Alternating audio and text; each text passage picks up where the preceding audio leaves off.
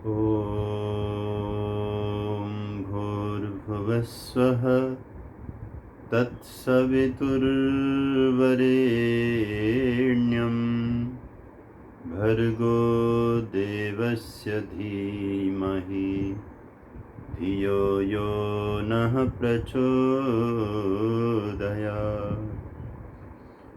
ॐ यस्य सूर्यश्चक्षुश्चन्द्रमाश्च पुनर्नवः अग्निं यश्चक्र आस्यं तस्मै ज्येष्ठाय ब्रह्मणे नमः। वसुदेवसुतं देवं कंसचाणूरमर्दनं देवकी परमानन्दं कृष्णं वन्दे जगद्गुरुम्। मोर्विटङ्कारजन्मानं भीषणं धर्मविद्विषाम् आर्तानां सान्त्वनं वन्दे तमानन्दं दयामयम्। ॐ शान्तिः शान्तिः शान्तिः। उपस्थित पवित्र आत्माओं, श्रीमद् भगवद गीता कथा के इस पावन प्रसंग में हम आइए दूसरे अध्याय के उत्तरार्ध में जो कल से चिंतन शुरू हुआ था उसको आगे बढ़ाते हैं। पहले हम भगवद गीता की महिमा की पंक्तियों को दोहराएंगे।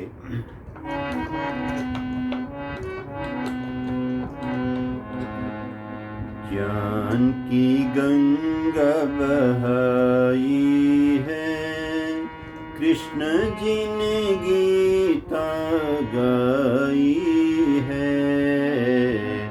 ज्ञान की गंगा बहाई है, कृष्ण जी ने गीता गाई है। कर्म से जीवन ज्योत जले, हानि लाभ का खेल चले। किस्मत अपनी बनाई है, कृष्ण जी ने गीता गाई है। ज्ञान की गंगा बहाई है, कृष्ण जी ने गीता गाई है, गाई है।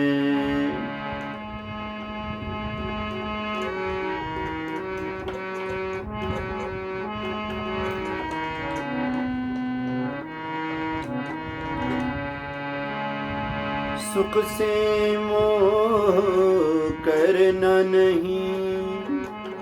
आप पुण्य कर्म करें, आप अच्छे फल पाएं, आप सुखी हों। लेकिन भगवान कृष्ण कहते हैं कर्म फल आपको मिला है, उसका लाभ उठाइए और सुख बांटिए, लेकिन मोह उससे भी नहीं करना, क्योंकि मोह बहुत दुखदाई है। सुख से मोह करना नहीं, दुख से व्यर्थ में डरना नहीं। माया सारी पराई है, कृष्ण जी ने गीता गाई है। ज्ञान की गंगा बहाई है, कृष्ण जी ने गीता गाई है, गाई है। बोलिए नंदनंदन योगेश्वर श्री कृष्ण भगवान की जय। बोलिए आनंद कंद ऋषि दयानंद की जय। आइए आज के श्लोकों का पाठ करें। जैसा मैंने निवेदन किया था, आपके पास ज़रूर ये भगवान कृष्ण की अमर वाणी होनी चाहिए। तो आप भगवत गीता अपने पास रखिए और मेरे साथ पाठ करने का सौभाग्य लाभ कीजिए। आज भगवत गीता के दूसरे अध्याय के 42वें श्लोक से हम पाठ करने जा रहे हैं।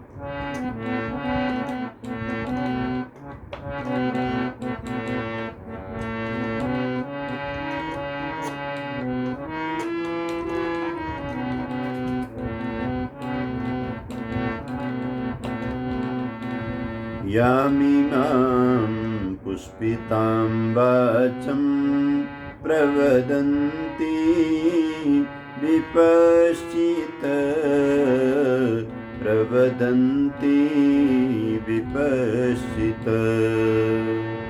वेदवादरता पार्थ नान्यदस्ति तिवादिना नान्यदस्ति तिवादिना। कामात्मानः स्वर्गपरा जन्म कर्म फलप्रदा जन्म कर्म फलप्रदा क्रिया विशेष बहुलां भोगैश्वर्य गतिं प्रति भोगैश्वर्य गतिं प्रति भोगैश्वर्य प्रसक्तानां तया प्रहृतचेतसां तया प्रहृतचेतसां व्यवसायात्मिका बुद्धि समाधो न विधीयते समाधो न विधीयते। त्रैगुण्य विषया वेदा निस्त्रैगुण्यो भवार्जुन निस्त्रैगुण्यो भवार्जुन निर्द्वन्द्वो नित्यसत्त्वस्थो निर्योग क्षेमात्मवान् निर्योग क्षेमात्मवान्।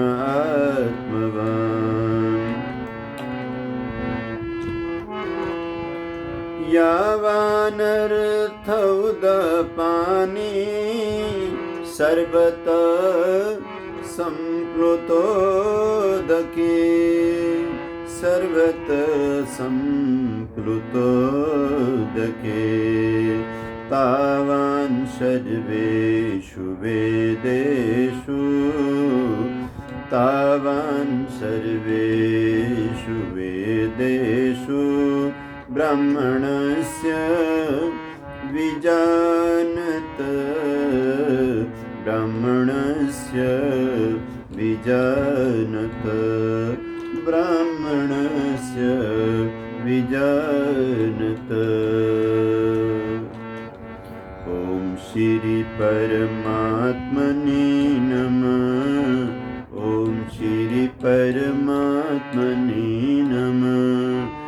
ॐ श्री परमात्मने नमः। ॐ श्री परमात्मने नमः। ॐ श्री परमात्मने नमः। ॐ श्री परमात्मने नमः। ॐ श्री परमात्मने नमः। ॐ श्री परमात्मने नमः। ॐ श्री परमात्मने नमः। ॐ श्री परमात्मने नमः। ॐ श्री परमात्मने नमः। ॐ श्री परमात्मने नमः। ॐ श्री परमात्मने नमः। ॐ श्री परमात्मने नमः। ओम श्री परमात्मने नमः। ओम श्री परमात्मने नमः।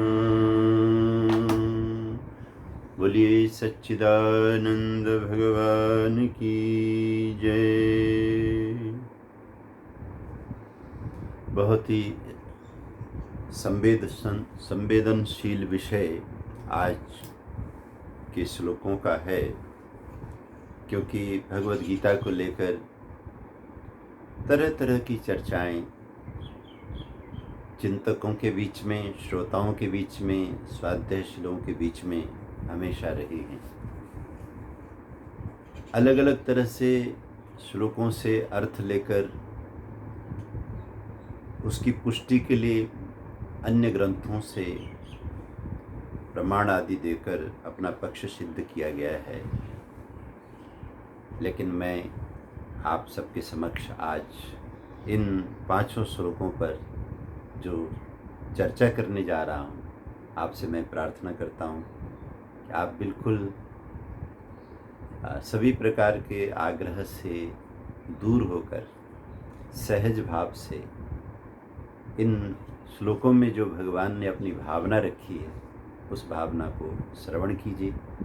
मैंने प्रयास किया है सभी प्रकार के गुरुजनों के, आचार्यों के चिंतन मनन को पढ़ने और समझने के बाद कि इनका वास्तव में भाव ये होना चाहिए। तो सबसे पहले देखिए 40वां श्लोक है। इसमें कहा कि हे मेरे प्यारे अर्जुन, क्योंकि यहाँ एक ऐसा प्रसंग भगवान अर्जुन के सामने रखने जा रहे हैं जिसकी मान्यता से उस समय का समाज सर्वाधिक प्रभावित था। मनुष्य समाज विविध प्रकार के मान्यताओं से समय समय पर बहुत अधिक प्रभावित होता है। आपने भी देखा होगा कि अलग अलग तरह के जो महापुरुष लोग हैं या विशेष प्रतिभाशाली लोग हैं, वो जब अपनी बात रखते हैं तो जन साधारण उनकी बातों में बह जाता है। जन साधारण उनकी बातों को मानने लगता है और उसी तरह चलने लगता है। वो एक मान्यता बन जाती है। महर्षि दयानंद जी का उपक्रम जो था वो इसी को लेके था कि आप लोग मान रहे हैं, लोग कर रहे हैं, उधर भीड़ बहुत है, उसकी मान्यता बहुत है, क्या सत्य को नापने का यही क्राइटेरिया है या सत्य के लिए आपको बिल्कुल निष्पक्ष होकर के विचार करने की ज़रूरत है? तो आधुनिक युग के जो युग ऋषि हैं वो तो महर्षि दयानंद जी ही हैं, जिन्होंने ये प्यारा आर्य समाज, ये प्यारी वैदिक संस्था खड़ी की, जिनके संकल्प से इस वाटिका का नवनिर्माण हुआ और इसी वाटिका में हम और आप ये गीता कथा श्रवण कर रहे हैं।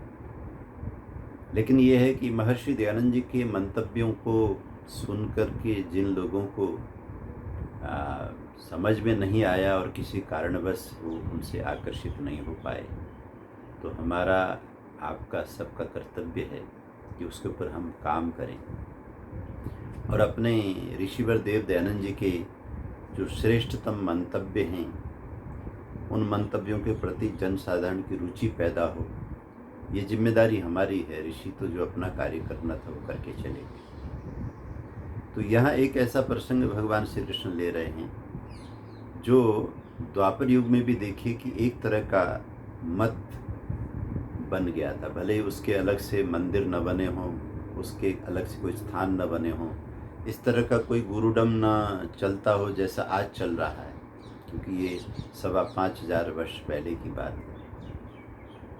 लेकिन एक वेदों को लेके एक मान्यता जो यथार्थ मान्यता है उसके ऊपर हावी हो रही थी, ये गंध इन श्लोकों से मिलता है। तो योगेश्वर भगवान श्री कृष्ण ये देखते हैं कि अर्जुन जैसा व्यक्ति जिसको निष्पक्ष होकर के सत्य पर अपने आप को अडिग रखना चाहिए, वो अगर इधर उधर हिल रहा है तो कहीं ऐसा तो नहीं कि इस तरह की मान्यताओं में वो भी कहीं बह गया हो। तो भगवान ने ये चर्चा दूसरे अध्याय में रखी, क्योंकि बात बुद्धि योग की आ रही है। सांख्य योग की चर्चा को यहाँ तक ले आया, और इस अध्याय के जो पूर्वार्ध में सांख्य योग की बात आई है, अब उत्तरार्ध में बुद्धि योग की बात आ रही है। हे अर्जुन, यामिमां पुष्पितां वाचं प्रवदन्ति अविपश्चितः वेदवाद रता पार्थ नान्यत् अस्ति इति वादिनः। वादिना का मतलब होता है इस तरह की मान्यता वाले लोग, और वो भी कैसे हैं? कोई साधारण लोग नहीं है। विपश्चितः, बहुत बुद्धिमान है, प्रकांड पंडित हैं, विविध प्रकार की योग्यताओं से वो परिपूर्ण है, उनकी पास में सुंदर वाणी है अपने तथ्य को रखने के लिए। अगर इस वेदवाद को ठीक से समझना हो, और भगवान ने क्यों कहा कि ये वेदवादी जो लोग हैं, हे अर्जुन, तुम्हें उन पर पूर्ण भरोसा नहीं करना चाहिए, तो ऐसा लगता है कि जैसे वेद को मानने से शायद कृष्ण को दिक्कत है। ये चीज़ बिल्कुल मत सोचिए। एक है वेद जैसे हैं वैसे मानना, दूसरा यह है कि ये बात वेद ने कहा है ऐसा कह कर के एक पक्ष में वेदों को ले जाना और सिद्ध कर देना कि वेद का यही तात्पर्य है और कुछ तात्पर्य नहीं। जो इस तरह से जबरन अपने तर्क कुतर्कों से या अपने प्रभावशाली तरीकों से वेद को एक तरफ ले गए और उन्होंने अपनी मान्यता समाज में डालनी शुरू कर दी, उसी को यहाँ वेदवादी बोला गया। ध्यान रखना, वैदिक होने में और वेदवादी होने में कृष्ण फर्क कर रहे हैं। कृष्ण स्वयं वेदमय हैं, वो कैसे वेद का विरोध कर सकते थे? इसलिए कुछ हमारे आर्य विद्वानों को भी शायद भ्रम हुआ, इसलिए गीता के प्रति उनके कुछ इस तरह के विचार आए कि गीता के अंदर वेद के बारे में जो धारणा है वो ठीक नहीं है। ये जो 5 श्लोक आज हम पाठ कर रहे हैं, उनको समझ रहे हैं, इन्हीं से इस तरह के भाव उनको मिले। जबकि मैंने जो देखा, मैंने ये देखा कि इन 5 श्लोकों में भगवान कृष्ण ने वेद की सर्वाधिक महत्ता को ही स्थापित किया, लेकिन उन लोगों को एक तरह से परास्त किया है भगवान ने अपने तर्कों से, अपनी बातों से, जो वेद के अंदर यही है, इसके अलावा कुछ और नहीं है। इस तरह से वेद को एक तरफ ले गए, कर्म कांड पर कि उन्होंने घोषित किया। तो उन लोगों को भगवान ने क्या कहा इस 42वें श्लोक में? वो कहते हैं कि हे अर्जुन, यामिमां पुष्पितां वाचं प्रवदन्ति अविपश्चितः। जो विपश्चित दिखाई देते हैं लेकिन वो विपश्चित नहीं है, लगता है कि ये बहुत बुद्धिमान है। इसलिए मैं आपसे निवेदन कर रहा हूँ कि वर्तमान काल में भी बहुत सारे बुद्धिजीवी हैं, क्योंकि इस समय तो यूट्यूब की वजह से, फेसबुक की वजह से, तरह तरह के जो हमारे साधन हैं प्रचार प्रसार के, तो कोई भी चतुर बुद्धिवादी आदमी अपने मत की स्थापना करता है, और उसकी स्थापना का तरीका जब प्रभावशाली होता है, लाखों करोड़ों लोग उसके पीछे होने लगते हैं, जो कि बड़ा भारी खतरा पैदा हो गया है। पहले बातों को फैलने में इस तरह की मदद नहीं मिलती थी, क्योंकि वैज्ञानिक साधन इस तरह के नहीं थे। अब ज़्यादा खतरा पैदा हो गया है। ओशो को देख सकते हैं, रजनीश ओशो, जिसको भगवान भी लोगों ने कहा, या वो खुद को भगवान कहता था, वो कोई कम बुद्धिमान था। उसकी किताबें पढ़ करके देखिए, उसकी विश्लेषण शक्ति कितनी तेज है। उसने एक नया मत खड़ा किया विश्व में।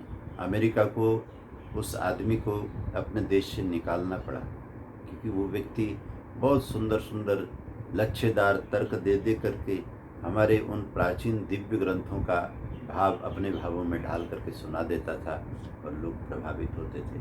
आज भी करोड़ों की संख्या में लोग उसकी बुक्स पढ़ते हैं और प्रभावित होते हैं।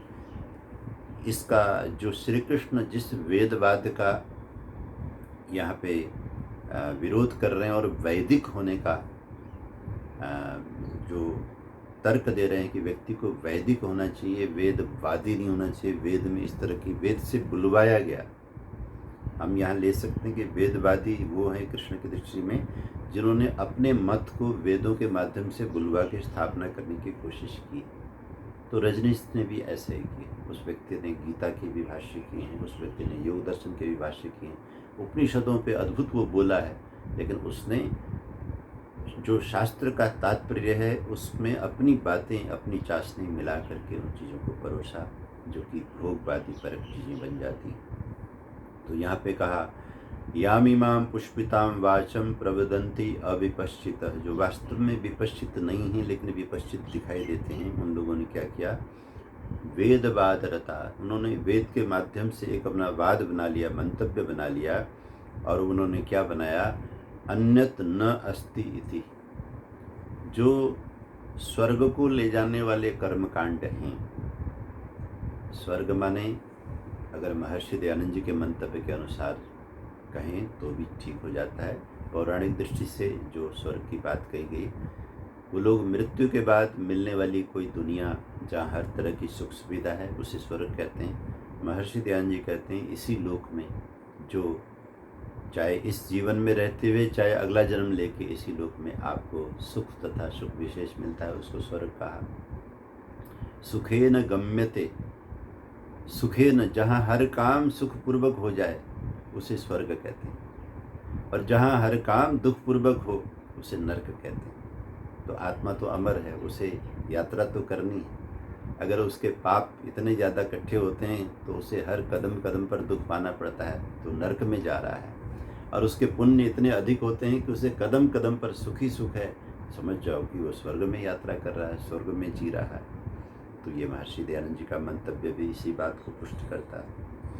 तो कहते हैं हे अर्जुन, कामात्मानः स्वर्गपराः जन्म कर्म फल प्रदाम क्रिया विशेष बहुलाम भोगैश्वर्य गतिम प्रति, जो लोग विविध प्रकार के कर्म कांडों को ही सब कुछ मानते हैं, यानी भगवान श्री कृष्ण का ये कहना है कि भी एक तो है कि यम नियम का पालन करें, इंद्रियों का संयम करें, ध्यान करें, योगाभ्यास करें, समाधि का अभ्यास करें, ये तो हो गया मोक्ष लोक को जाने की तरफ अभिमुख होना।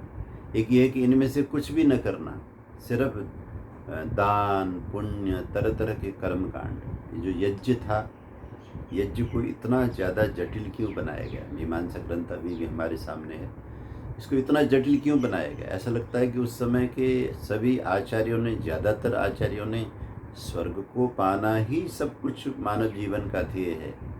मुक्त तरफ जाने की तरफ प्रयास करने की कोई ज़रूरत नहीं। यम नियमों से क्या होता है, और ये सब जो संयम है इससे क्या होता है, ध्यान से क्या होता है, समाधि से क्या होता है। आप स्वर्ग का ही काम करते रहिए, इसी से आपके जीवन की सार्थकता है। तो इस पर लोगों को केंद्रित किया करते थे। ये बात वास्तव में आधी बात उन लोगों ने जनता के सामने रखी, तभी वो कृष्ण की भाषा में वेदवादी हो गए, वैदिक नहीं। क्योंकि वेद में तो संपूर्ण ज्ञान है, वेद में वो ज्ञान भी है जिससे आप विविध प्रकार के दिव्य कर्म कांडों से अपने भौतिक जीवन को सुखमय बना लेते हो, चाहे वो इहलोक का जीवन हो चाहे परलोक का जीवन हो। साथ साथ में वेद में उन मंत्रों के माध्यम से जो कि ईशावास्य उपनिषद से उपनिषदें शुरू होती। यजुर्वेद को आप देखिए, सारा ही यजुर्वेद, अगर हम वर्णाश्रम की व्यवस्था से देखें तो कहते हैं कि ये यजुर्वेद जो है ये धनुर्वेद का स्रोत है, प्रशासन का स्रोत है। राजाओं को इसमें से विद्याएं दी जाती हैं, और वर्ण की दृष्टि से ये क्षत्रिय प्रधान वेद है, क्योंकि उनके पास में कंट्रोल है, प्रशासन है, और विधि व्यवस्थाएं, समाज को कैसे त्यागमय बनाना है, समाज को कैसे स्वाहा करना सिखाना है। जो व्यक्ति इदम मम करके बैठा हुआ है उससे भी कैसे टैक्स ले करके समाज के साथ उसको जोड़ना है, ये सारी विद्याएं यजुर्वेद के अंदर हैं। वर्ण की दृष्टि से देखें तो उसी को अगर आश्रम दृष्टि से देखें तो ये गृहस्थ के लिए बहुत महत्वपूर्ण वेद है। मेरा जिस कुल में जन्म हुआ वहाँ यजुर्वेद ही पढ़ाया जाता था। मेरा जब यज्ञोपवीत संस्कार हो गया लगभग 8 वर्ष की उम्र में, तो मुझे यजुर्वेद ही पढ़ाया गया। 40वां अध्याय गुरुजी ने मुझे पढ़ना सिखाया। तो ये गृहस्थ आश्रम में किस तरह से रहना है, गृहस्थ आश्रम की सिद्धि किस तरह से होगी, गृहस्थ आश्रम की सफलता कैसे हो, उसका सारा विज्ञान यजुर्वेद में है, क्योंकि वहाँ यज्ञ है, त्याग है, श्रम है, उद्यम है और विविध प्रकार के अनुष्ठानों की चर्चा है। लेकिन ऐसे यजुर्वेद की जिस समय समाप्ति होने लगती है तो आप जाइए 40वें अध्याय, बल्कि गजब की बात यह है कि 39वें अध्याय में तो वो मंत्र आ गए जो अंत्येष्टि संस्कार में पढ़ करके शरीर को ही, जब ये शरीर पंच तत्वों में विलीन होना चाहता है तो उसका हवन कर दिया जाता है। उसके बाद तत्काल ये 40वां अध्याय आया, उसमें आया कि ईशावास्यम इदम सर्वम। है मेरे प्यारे भक्त, वेद माता कहती है जो ये इदम है जो कि प्रकट होता है, रहता है, फिर कारण में विलीन होता है, जैसे तुमने देखा 39वें अध्याय में पूरा शरीर कारण में विलीन होता है। तो इस अनित्य संसार के पीछे कौन बैठा हुआ है? वो एक ही बैठा हुआ है, वो ईश्वर है, वो सच्चिदानंद स्वरूप। ठीक इसी तरह तुम आत्मा रूप में तुम भी अमर हो, इसलिए तुम अपने स्वरूप को पहचानो और तुम आध्यात्मिक साधना में लग जाओ। तो यजुर्वेद की संपन्नता के बाद में, क्योंकि उसके बाद वेदों का क्रम भी सामवेद का है, तो फिर आत्म जगत की, परमात्मा जगत की शुरुआत होती है, जो जगत स्थिर है। तो ऐसे परिपूर्ण वेद जो दोनों ही पक्षों का ज्ञान बरसाते हैं, अद्भुत ज्ञान बरसाते हैं, उनको वेदवादी लोगों ने एक पक्ष में ही स्थापित कर दिया था। इसलिए भगवान कृष्ण ने इन श्लोकों के माध्यम से, इस विचारधारा के माध्यम से उनको निरस्त किया है। कहते हैं कामात्मान हे अर्जुन, उन्होंने ऐसी व्याख्याओं को ही सब कुछ क्यों माना? क्योंकि वो स्वर्ग के ही भूखे हो। कामात्मान स्वर्ग परा, उन्हें हमेशा ही इंद्रियों को सुख देने के ही उद्देश्य को उन्होंने सब कुछ मान लिया। जन्म कर्म फल प्रदाम, ऐसे स्वर्ग पर कर्म करने से जन्म मरण की निवृत्ति तो होती नहीं, वो जन्म भी देते हैं, उसके बाद उसके परिणाम दूसरे कर्म भी देते हैं। क्रिया विशेष बहुलाम, और उन्होंने इन कर्म कांडों को बहुत सारे क्रियाओं में उलझा भी दिया है। अभी भी हमारे सनातन जगत में ऐसे कर्मकांड हैं जिसमें छोटी छोटी बातों में इतना डराया जाता है कि अगर आपने ये बर्तन यहाँ रखना था वहाँ रख दिया तो पाप लगेगा, ये दीपक यहाँ रखना था वहाँ रख दिया तो नरक जाओगे, फलानी चीज़ समिधा पहले लगाना था या बाद में लगाओगे तो गलत हो जाएगा। छोटी छोटी चीज़ों में बहुत डरा करके जो कर्मकांड के विधि विधान लिखे गए, महर्षि दयानंद जी ने उनमें भी बड़ा क्रांतिकारी सुधार किया। फलाने यज्ञ में फलाना पत्ता लाना, फलाने यज्ञ में फलाना पौधा रखना, फलाने घड़े में फलानी चीज़ रखना, ये नहीं करोगे तो फलाना राक्षस यज्ञ में आ जाएगा, ये नहीं करोगे तो फलानी आत्मा जो है यज्ञ को भंग कर देगी। तरह तरह की ऐसी ऐसी मान्यताओं के ग्रंथ भी बहुत लिखे गए कि व्यक्ति को उसी में ही उलझा करके रखना।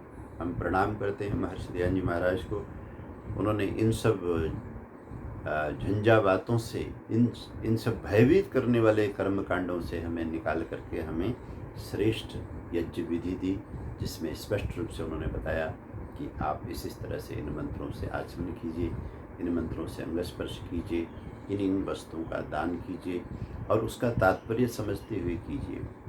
तो कहते हैं कामात्मान स्वर्गपरा जन्म कर्म फलप्रदाम क्रिया विशेष बहुलाम भोगैश्वर्य गतिम प्रति भोगैश्वर्य प्रसक्तानां तयापहृत चेतसाम व्यवसायात्मिका बुद्धि समाधो न विधीयते। आप दानी हैं, आप पुण्यात्मा हैं, आप धर्मात्मा हैं, आप प्याऊ लगाते हैं, आप गुरुकुल में कमरे बनाते हैं, गौशाला में गोदान करते हैं, आप भूमि दान करते हैं, सब कुछ करते हैं, लेकिन आपका ध्यान भगवान की मंगलमय सृष्टि में जो सेवा भावना है उधर कम, और हमेशा अपने स्वर्ग में ज़्यादा कि ये दूंगा तो मुझे ये सुख मिलेगा, ये दूंगा तो मुझे ये फल मिलेगा, मुझे ये दूंगा तो ये फल मिलेगा। तो इस तरह से भी आप पुण्य कर्म भी कर रहे हैं और साथ साथ में आसक्त भी होते चले जा रहे हैं। आपकी इस आसक्ति को केवल आध्यात्मिक साधना ही कम कर सकती है, केवल बाह्य कर्मकांड आपको उन आसक्तियों से छुड़ा नहीं सकता, क्योंकि उससे नई नई आशाएं आपको लगती हैं कि फलाने वाला यज्ञ करने से अगर मुझे फलानी संपत्ति मिली तो फलाने वाला यज्ञ करके मैं फलानी संपत्ति लूँगा। हालांकि गीता के इस प्रसंग से वेद की उस वैज्ञानिकता की भी सिद्धि कर दी है भगवान श्री कृष्ण ने और महर्षि वेदव्यास ने इनको रख करके कि वैदिक मंत्रों से किए गए विविध प्रकार के उत्तम अनुष्ठान से सुख देने वाली बहुत सारी घटनाएं घटित होती हैं। इसलिए जिन विद्वानों को ये श्लोक जो है वेद का महत्व कम करने वाले दिखे, उनको अपनी नज़रिया बदलने की ज़रूरत है। ये महत्व को बढ़ा रहे हैं, ये सिद्ध कर रहे हैं कि वेद के मंत्रों से किए जाने वाले विविध प्रकार के यज्ञों से बहुत सारे सुख देने वाले फल प्रकट होते हैं। ये सिद्ध हो रहा है, वेद की महत्ता ही सिद्ध हो रही है। अभी आप देखेंगे लास्ट श्लोक में किस तरह से और भी महान बात इन श्लोकों के अंदर है। कहते हैं भोगैश्वर्य प्रसक्तानां तयापहृतचेतसां व्यवसायात्मिका बुद्धि समाधो न विधीयते। जिनकी ठीक है आप पुण्य कर्म करें और उसका फल आपको मिले, लेकिन उस फल के प्रति जो आपकी आसक्ति बनती हुई चली जाती, उसकी वजह से आप इस जन्म मरण के चक्र के बंधन में पड़ते हुए चले जाओगे। क्योंकि भोगैश्वर्य प्रसक्ताना, भगवान ने यहाँ कहा जिनकी आसक्ति भोग और ऐश्वर्य में बन गई। अब देखिए ये दो ही चीज़ें इस दुनिया में मिलती हैं। जो बेचारा गरीब है, अभावग्रस्त है, वो भी अच्छा अच्छा भोगना चाहता है, अच्छे अच्छे ऐश्वर्य को पाना चाहता है। जो इंद्रियों से असमर्थ है, वो भी इंद्रियों को दोबारा समर्थ करके फिर से भोग में ही जाना चाहता है। आप विचार करके देखिए कि एक अंधा आदमी जो देख नहीं पा रहा है, वो पूरा जीवन किस चीज़ के लिए जिएगा कि पता नहीं कौन से कर्मों के कारण ये नयन मुझे नहीं मिले, इस बार मुझे ऐसे कर्म करने, हो सके तो इसी जन्म में कोई ऑपरेशन हो, कोई तरीका हो, कोई मैं दुनिया को देख सकूं। लेकिन अगर ऐसा नहीं है तो मुझे अगले जन्म में आँखों वाला शरीर मिले कि वो रूप को भोगना चाहता है। बहरे आदमी के लिए सबसे बड़ा भोग क्या है? वो शब्द जगत का भोग है। ये शब्द जगत का भोग जिसको नहीं मिला, वो जीवन भर यही प्रार्थना और पुरुषार्थ करता है कि ये जो मेरे साथ इस जन्म में ये दुर्घटना हुई है जिससे मैं सुन नहीं पाया, मैं हो सके तो इसी जन्म में कोई मेरा ऑपरेशन करके किसी तरह से मुझे ठीक करे, मैं सुन सकूँ, नहीं तो अगले जन्म में तो मुझे सुनने वाला बनना है। तो इस तरह से जीवात्मा का, ये तो मैंने 2-3 उदाहरण आपके सामने रखे। जीवात्मा का सारा ध्येय जो समर्थ है वो तो भोग में लगाई हुआ है, ऐश्वर्य इकट्ठे करने में लगाई हुआ है। जो असमर्थ है वो भी भोग को ही ढूंढ रहा है और ऐश्वर्य को ही ढूंढ रहा है। लेकिन भगवान श्री कृष्ण इससे ऊंची बात करें कि अर्जुन, होना ये चाहिए कि इस दुनिया में जो इससे उच्च कोटि के लोग होते हैं, ऐसे भोग को ढूंढने वाले को भगवान ने विपश्चित नहीं कहा, अविपश्चित कहा। विपश्चित का मतलब होता है पूर्ण प्रज्ञा वाला। तो कुछ दुनिया में ऐसे जो पूर्ण प्रज्ञ पुरुष होते हैं जो भोग और ऐश्वर्य में आसक्त नहीं होते, लेकिन जिनके पास ऐसी बुद्धि नहीं है वो भोग ऐश्वर्य में आसक्त रहते हैं। तो 43वें इसमें श्लोक में कहा, 44वें श्लोक में कहा, व्यवसायात्मिका बुद्धि समाधो न विधीयते। बहुत मुश्किल से व्यक्ति अपनी बुद्धि को एकाग्र कर भी ले, अपनी बुद्धि को, अपने मन को, जो भटकने वाला मन है उसको शांत कर भी ले, वो मेडिटेशन में चला भी जाए, वो समाधि का अभ्यास कर भी ले, लेकिन ये अभ्यास सफल नहीं होता क्योंकि आसक्ति भोग और ऐश्वर्य में बनी हुई है और उसकी वजह से उसका चित्त जो है अपहृत चेतसाम, उसके चित्त का हरण हुआ पड़ा है। तो आप जप में बैठें, आप ध्यान में बैठें, लेकिन क्योंकि आपकी आसक्ति अगर ज़्यादा होगी तो ये जप और ध्यान आपको आनंद नहीं देंगे, क्योंकि आपका मन उन्हीं चीज़ों में भटकता रहेगा। आप लेके बैठे होंगे भूर्भुवः स्वः तत्सवितुर्वरेण्यम, लेकिन आपका पोता, आपका बेटा बेटी कहीं गए हैं, बाजार गए हैं, घूमने गए हैं, सैर सपाटे में गए हैं, आपका मन बार बार माला में नहीं जाएगा, माया में जाएगा, उसी बच्चे की तरफ जाएगा। पता नहीं क्या खा रहे होंगे, क्या नहीं खा रहे होंगे, रास्ते में ठीक तो चल रहे होंगे, समय पे आ तो जाएंगे, कहीं ऐसा ना हो कि एक्सीडेंट हो जाए। अरे हम अच्छे वाले घर में बैठे हुए नवरात्र के समय में अपने जप तप में लगे हुए भी, क्योंकि आसक्ति हमारी भोग और ऐश्वर्य में है, इसलिए चिंता में ही हमारा समय चला जाता है। और ये गायत्री महामंत्र की जो साधना करने का ये जो नवरात्र का पर्व है, इस पर्व में भी हमारा मन शांत नहीं हो पाता है। नहीं तो होना ये चाहिए, भूर्भुवः स्वः से लेकर के जितने भी भगवान के पावन सामर्थ्यों के नाम, विभूतियों के नाम इन मंत्र में समाये हुए, उसमें हमारा मन रमण करने लग जाए, तो ये हो नहीं पाता। त्रैगुण्य विषया वेदा निस्त्रैगुण्यो भवार्जुन, निर्द्वंदो नित्य सत्वस्थो निर्योगक्षेम आत्मवान। ये श्लोक और भी ज़्यादा खंडन करने वाले विद्वानों के लिए कई तरह के झांसे पैदा करता है। आपको पता है ना, झांसा लगना, जैसे पर्दा हिल गया तो आपने सोच लिया पता नहीं कौन आ गया, जबकि कोई आया नहीं था, पंखे की हवा से वो हिल रहा है, तो झांसा हो जाता है।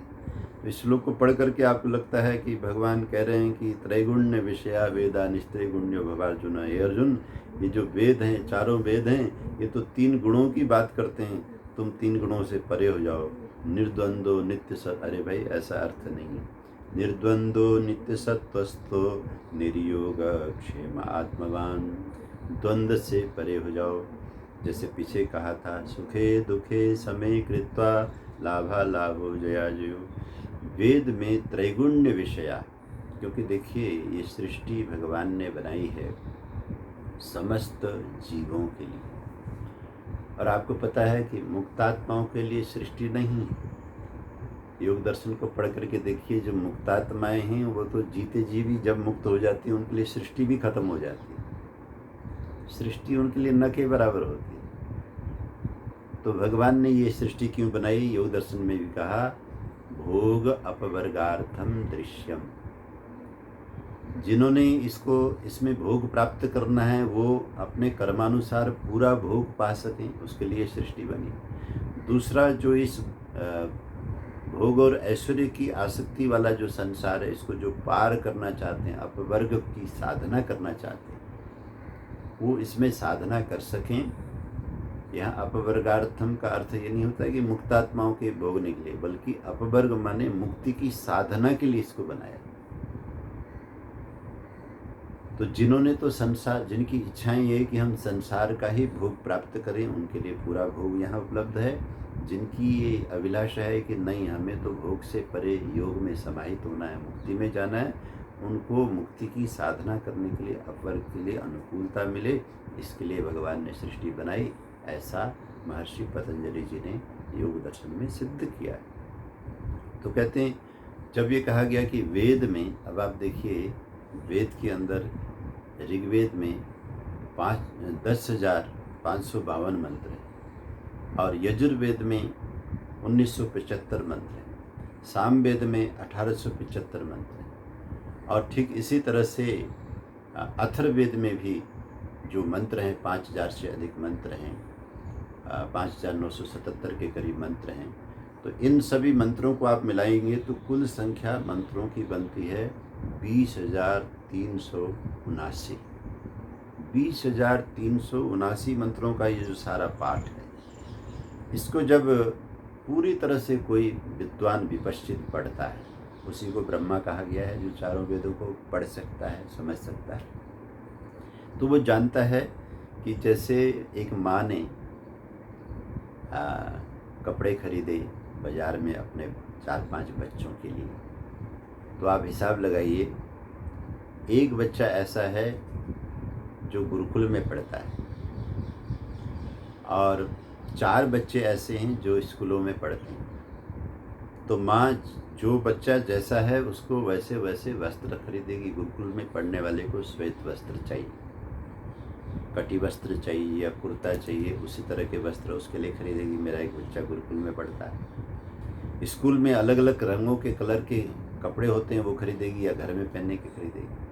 ठीक इसी तरह जब इतने सारे मंत्र भगवान ने जगत में उतारे, सृष्टि का जब निर्माण हो गया और ऋषि मुनि सबसे पहले आए, तो उनके अंतःकरण में जो अपनी वाणी भगवान ने उतारी, उनमें से ज़्यादातर वाणी उन लोगों के लिए उतारी जिनकी संख्या ज़्यादा है। तो माँ जब बाज़ार से 5 बच्चों के वस्त्र लाएगी, तो बताइए ज़्यादा कपड़े किसके होंगे, गुरुकुल वाले के होंगे या स्कूल वालों के होंगे?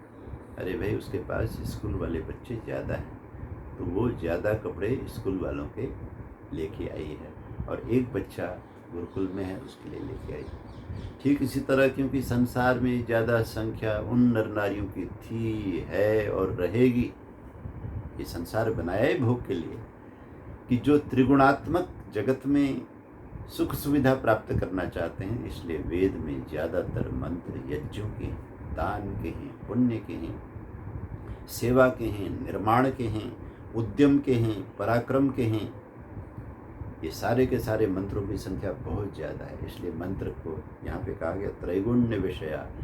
ये जो सत्व रज तमात्मक जो तीनों गुणों के संतुलन से बनने वाली घटनाएं हैं, उसके ऊपर जो वेद ने वैज्ञानिक प्रकाश डाला है कि आप इस तरह से उपाय कीजिए और आपको इस जग में सिद्धि हो जाएगी। इस विज्ञान के त्रिगुण से वैज्ञानिक तरीके से जो इस जगत में ज़्यादा से ज़्यादा वयम श्याम पत्योरिणाम सुख सुविधाएं क्रिएट की जा सकती हैं, वो मंत्र ज़्यादा होने के कारण वेद त्रैगुण्य कहलाए। लेकिन इसी वेद में गुणातीत होने के भी मंत्र भरे पड़े हैं, तो इससे वेद का महत्व कम नहीं होता, वेद का महत्व ज़्यादा होता है। गुणातीत माने साधना करना। वेदाहमेतम पुरुषम महांतम, ऐसे कितने ही मंत्र हैं जो जिनसे उपनिषदों का प्राकट्य हो गया। इसलिए हम लोग जब भगवद गीता की महिमा की पंक्तियाँ गुनगुनाते हैं, उसमें ये मंत्र है, ये उसमें हमने ये पंक्ति रखी है, उपनिषद हैं गौवी संत गाते, बछड़े बन गए अर्जुन दौड़े आते, चारों वेदों में जो ज्ञान समाया है, वहीं से बहकर उपनिषद में आया है। जो उपनिषद में जितना भी अध्यात्म संबंधी ज्ञान आया है, उसके स्रोत वेद हैं। तो इसलिए निर्द्वंदो नित्य सत्वस्थो, तुम उन्हीं वेदों के अंदर वर्णित जो त्रिगुणात्मक जगत की आसक्ति है, वहाँ से मन को हटा करके उन्हीं वेदों के माध्यम से तुम निर्द्वंद होने की साधना करो। निर्द्वंदो नित्य सत्वस्थ निर्योगक्षेम आत्मा, तुम ऐसी समर्पण की साधना शुरू करो कि तुम्हें योगक्षेम की भी चिंता न रहे। और हे अर्जुन, वेद तो इतने बड़े हैं, ये जो कर्मकांडी लोग तुम्हें बार बार कहते हैं कि तुम ध्यान, आसन, प्राणायाम, योगाभ्यास, समाधि को छोड़ो और केवल कर्मकांडों में लगे रहो, उनको ये नहीं पता कि वेद कितने बड़े हैं।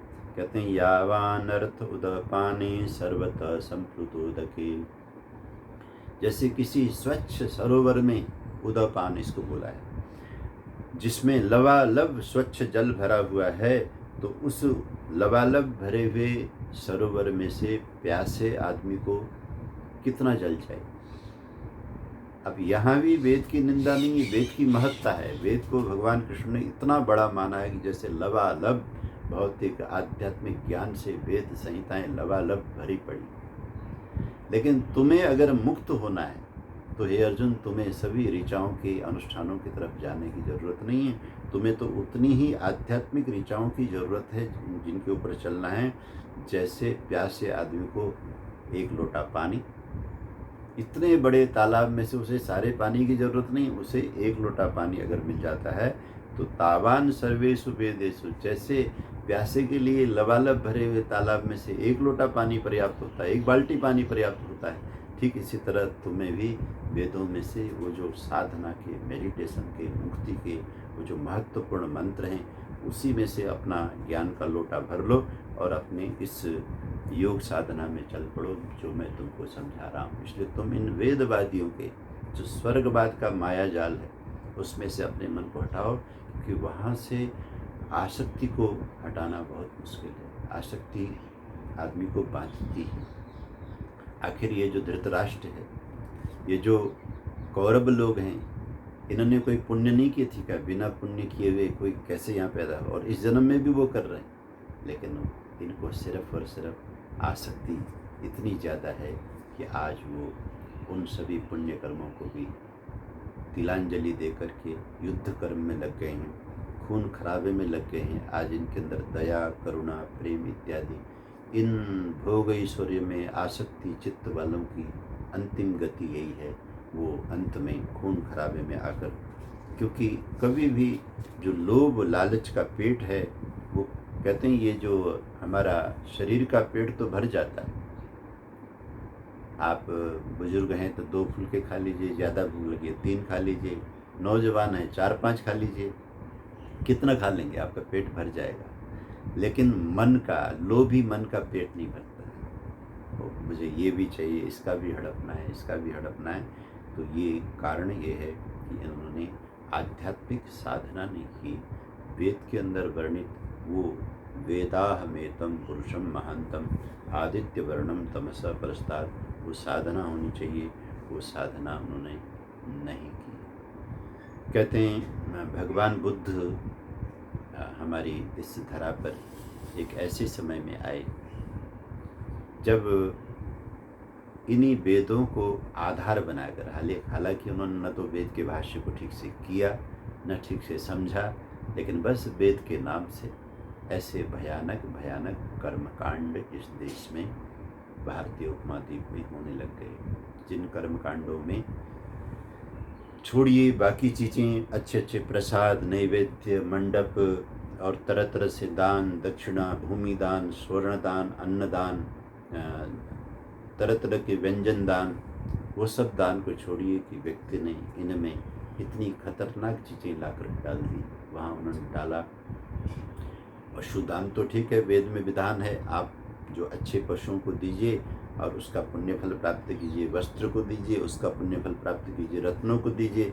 यजुर्वेद का एक पूरा का पूरा अध्याय अलग अलग पदार्थों के दान से मिलने वाले अलग अलग फलों का वर्णन करता है। लेकिन लोगों ने बड़ी चालाकी से उसमें पशु बलि यानी पशु दान का मतलब ये निकाल लिया कि पशु को काटा जाए।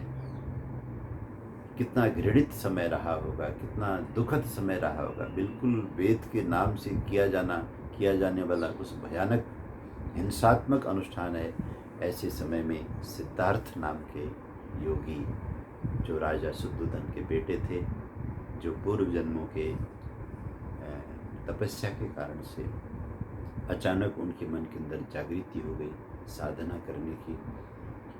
संसार के भोगों से उनका चित्त जो है उपराम हो गया, और देखिए महल को छोड़ करके, अपनी सुंदरतम प्रियतमा पत्नी को छोड़कर, नवजात बालक राहुल को छोड़ करके वो योग करने के लिए निकले। इस भारत ने देखा कि भारत भूमि धन्य है। अभी हम लोग जब हरिद्वार में थे तो मुझे, जब भी मैं गंगा जी की बहती हुई धाराओं को देखता हूँ तो मुझे एक गीत गंगा जी के बारे में याद आता है। उस गीत की पंक्तियाँ मुझे गंगा की लहरों के साथ में मानो कुछ कहती हुई सुनाई देती हैं कि गंगा तेरा पानी अमृत झरझर बहता जाए, जुग जुग से इस देश की धरती तुझसे जीवन पाए, गंगा तेरा पानी अमृत झरझर बहता जाए। कितने सूरज उभरे डूबे गंगा तेरे द्वारे, जुग जुग का इतिहास सुनाए तेरे बहते धारे, तुझ बिन इस देश का इतिहास लिखा न जाए, गंगा तेरा पानी अमृत झरझर बहता जाए। गंगा की धाराओं ने कभी यहाँ बुद्ध को विचरण करते हुए देखा, कभी यहाँ शंकराचार्य को विचरण करते हुए देखा। धाराएं वही हैं, उसी तरह से हिमालय से आ रही हैं, सागर की तरफ जा रही हैं। और तुझ बिन इस देश का इतिहास लिखा न जाए। जब मैं गंगा जी के तट से अपने आश्रम की तरफ आता जाता हूँ तो अपने देश के उन ऐतिहासिक प्रसंगों को जीवंत मैं देखता हूँ इन पंक्तियों के साथ। तो सचमुच बुद्ध का इस तरह से महल से निकलना, इस तरह से त्यागमय जीवन का वर्ण करना कितनी बड़ी बात है। मानो न जाने कितने जन्मों का वेद पाठ, न जाने कितने जन्मों की ऋषि मुनियों की संगति एक जीवात्मा के लिए फलीभूत हो रही थी। क्योंकि बुद्ध के उस इतिहास में जो बोध कथाएं हैं बुद्ध की, उसमें जातक कथाएं हैं, उसमें बुद्ध ने अपने पूर्व जन्मों का सुनाया है कि मैं चारों वेदों का विद्वान था, मेरे घर में हवन होते थे। बहुत प्यारी प्यारी कथाएं हैं जो मैं कभी कभी सत्संगों में सुनाया करता हूँ। इससे भी पता चलता है कि वेद का कितना बड़ा महत्व बुद्ध मानते थे। लेकिन एक प्रसंग है, बड़ा दुखद प्रसंग है। बुद्ध अपने शिष्यों के साथ कहीं जा रहे थे, क्योंकि बुद्ध की शिक्षा में गुरुकुल पद्धति में संस्कृत का पढ़ना तो नहीं हो पाया था, वेद पढ़ने का तो सवाल ही नहीं पैदा होता। तो वो जा रहे थे करुणा से भरे हुए, दया से भरे हुए शिष्यों के साथ जा रहे हैं। साधना उनकी चल रही है, यम नियम का, ब्रह्मचर्य का पालन हो रहा है और तपोमय जीवन है। शिष्यों के साथ जा रहे हैं। देखते हैं गर्मी के दिन हैं, उधर से भूखे प्यासे भेड़ बकरियां, सैकड़ों भेड़ बकरियां जो भूखे प्यासे हैं, मिमियाती हुई, उनको हाँकते हुए लोग लेकर के जा रहे हैं। तो बुद्ध भगवान ने पूछा, वत्स, इन पशुओं को जो भूखे प्यासे हैं, जो पानी के लिए तरस रहे हैं, कहाँ लेकर के जा रहे हो? कल गए बुद्ध, हे बुद्ध, हे योगी, क्या आपको पता नहीं है राजा एक बहुत बड़ा यज्ञ रचा रहे हैं। उस बहुत बड़े यज्ञ में इन पशुओं की बलि होनी है, इनको हम बलि के लिए लेके जा रहे हैं। अरे ऐसे निरपराध निरीह घास पात खा करके अमृत देने वाले प्राणियों को, आपको पता है कि फर्टिलाइजर में सबसे बढ़िया जो खाद होता है वो भेड़ बकरियों का खाद होता है, जो धरती को उर्वरा बनाती है, अमृतमय बनाती है। आज तो आप पंजाब में जाके देखिए, बठिंडा की तरफ जाके देखिए, इतना जहरीला खाद धरती में डाल दिया गया, उसका अनाज खाने वालों को भी कैंसर हो रहा है। हमारी भारत भूमि प्राणियों के साथ में जो इकोसिस्टम है उसका पालन करते हुए कृषि प्रधाना, अमृत प्रधाना भूमि रही है। तो बुद्ध भगवान ने कहा, कमाल है, इतने सैकड़ों प्राणी, इन सबको काट दिया जाएगा? कल हाँ बुद्ध भगवान, आपको नहीं पता, राजा जब यज्ञ करते हैं तो बहुत पशु बलि होती है। तो कहते हैं कि ऐसा यज्ञ करने का विधान कहाँ है? कहने लगे वेदों में। तब कहते हैं बुद्ध ने कहा, न मैं ऐसे यज्ञ को धर्म मानता हूँ, न मैं ऐसे मैं वेदों को मानता हूँ जिन वेदों की वजह से इतने प्राणी, निरीह प्राणियों की हत्या होती है। अब आप देखिए, यह एक कितनी बड़ी बात इस तरह पे घटित हुई। युग युग का इतिहास सुनाए तेरे बहते सहारे। एक योगी को जो वेद भक्त बनना चाहिए था, क्योंकि योग भक्त तो वही है, यम नियम आसन प्राणायाम आदि साधनाओं में वो सिद्ध तो हो ही रहा है। उस जिस व्यक्ति को वेदज्ञ ऋषि मुनि बनना था, उसको इस भयानक घटना ने हमेशा हमेशा के लिए वेद से दूर कर दिया। और आज पृथ्वी में जो बौद्ध धर्म खड़ा हो गया है, उसमें यही एक ऐतिहासिक घटना एक आधार बनी कि बुद्ध ने वेद को नहीं माना है तो हम भी वेद को नहीं मानते। अरे भाई, बुद्ध ने नहीं माना है तो उसका कारण यह है कि उनको पढ़ने को नहीं मिला और लोगों ने पशु बलि को वेद से आया है ऐसा करके बोल दिया। हालांकि इसमें ये चाहिए था कि बुद्ध भगवान खुद ग्रंथों का अनुशीलन करते, वेद पढ़ते, क्योंकि उस तरह की उनकी शिक्षा नहीं थी। तो बड़े बड़े महापुरुषों से भी इस दुनिया में, जिसको अंग्रेजी में कहते हैं लैप्सेस, कुछ चीज़ें छूट जाती। उनके लिए तो वो छोटी सी चीज़ होती है क्योंकि उनकी अपनी साधना अच्छी होती है, लेकिन उनके फॉलोवर उसी छूटी हुई चीज़ों से एक भयानक मान्यताओं का पहाड़ खड़ा कर देते हैं। फिर वो जो छूटी हुई चीज़ है बहुत बड़ा अड़चन बनकर समाज को दुख देती है। तो इसलिए कहा कि यावान अर्थ, तो बुद्ध भगवान अगर वेद को न मानने वाले बने, यज्ञ को न मानने वाले बने, तो इसमें वेदों की क्या गलती है? वेदों की कोई गलती नहीं। गलती उन पापियों की है जिन पापियों ने जो वेद का नाम लेकर के यज्ञ में पशु बलि को सिद्ध करके ये प्रथा चलाई, तो उनकी वजह से हुआ।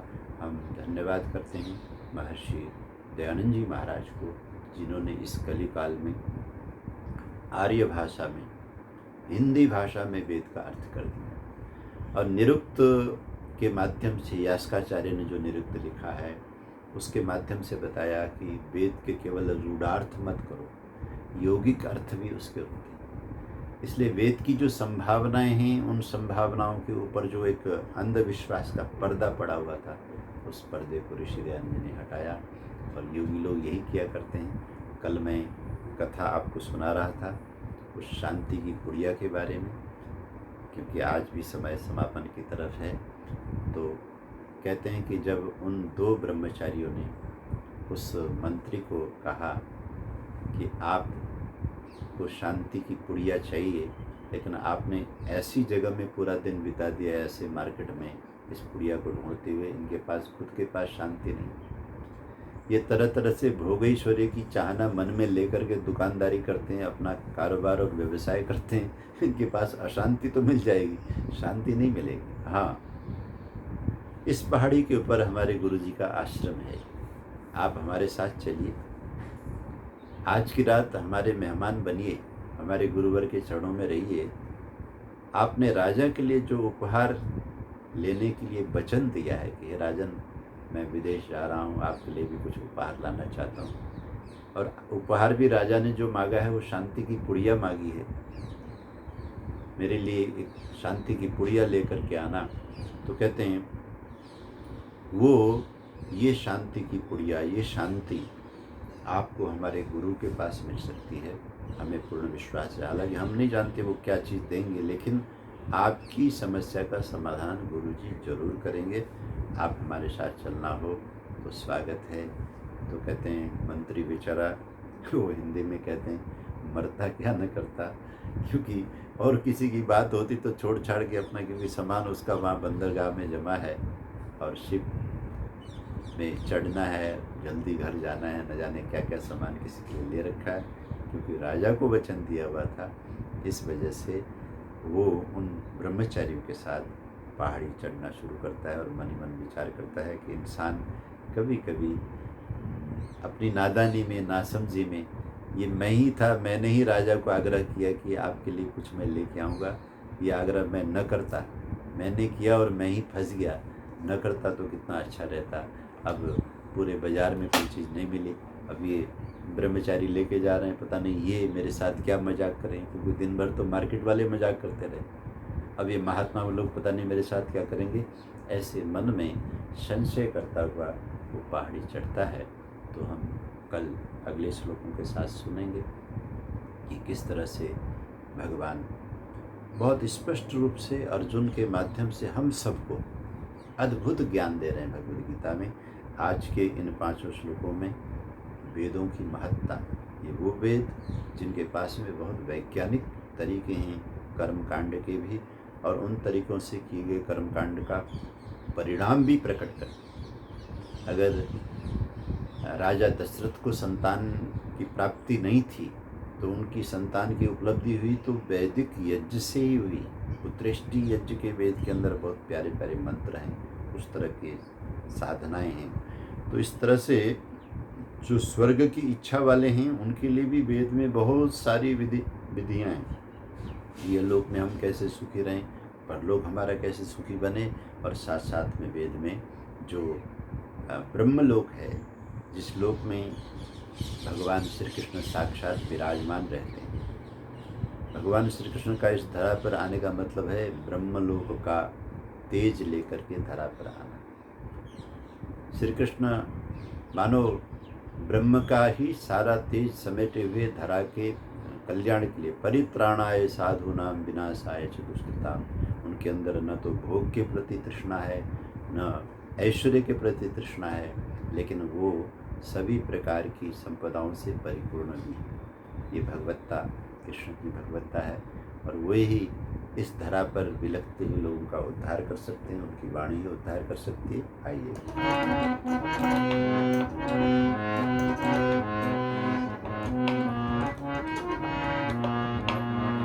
श्री कृष्ण गोविंद माधव की,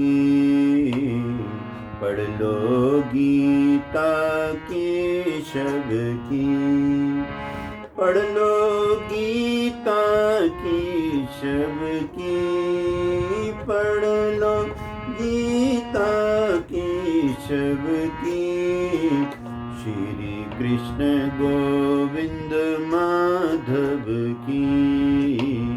पढ़ लो गीता केशव की। कर्म करो फल न मांगो, कुरुक्षेत्र से न भागो। सुख दुख माया है ये रब की, पढ़ लो गीता केशव की। श्री कृष्ण गोविंद माधव की, पढ़ लो गीता केशव की। बोलिए सच्चिदानंद भगवान की जय। भगवान आप सबका मंगल करें।